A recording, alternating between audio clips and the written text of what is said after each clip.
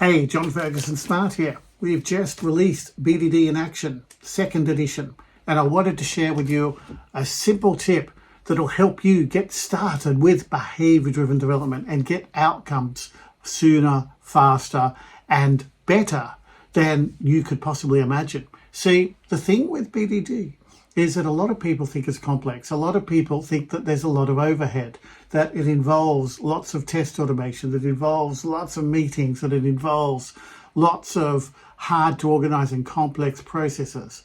But the truth is different. The truth is that BDD is a very simple process. You start with a conversation. You start by coming together and talking with stakeholders, everyone in the team, or at least the people who are going to be working on a feature, to get clarity around what you're trying to deliver. And that clarity is what allows you to deliver faster and better. It's not the automation, it's not the format, it's the clarity. But to get that clarity, here's a trick. It does not come from simply having a chat. It does not come from simply talking. It comes from having a deliberate process of discovering what you don't know.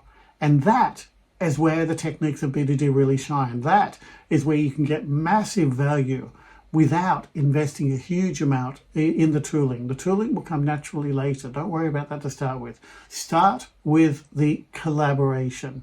Try and get your team working together to collaborate deliberately around user stories or requirements and coming up with concrete examples and counterexamples and hunting out those examples to try and discover what they don't know. If you come out of a 3 Amigo session and you've not discovered anything new, it's a waste of time. Make sure you're trying to discover things. There's always stuff to discover. That is the key to a good BDD session. Now, the techniques typically that we use things like feature mapping or example mapping or story mapping, or there are lots of techniques like that. We use a new one that we talk about in the book called journey mapping, which is a higher level technique. We use a whole lot of practices like that. That's where BDD has a whole lot of really powerful techniques that can help you get that clarity.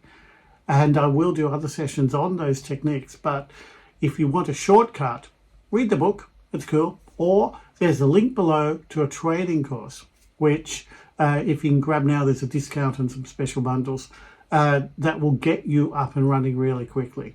But the essential thing really is it starts with a conversation, but not just any random conversation. It starts with a structured, deliberate conversation. So that's my thoughts for today. Thanks for listening, folks.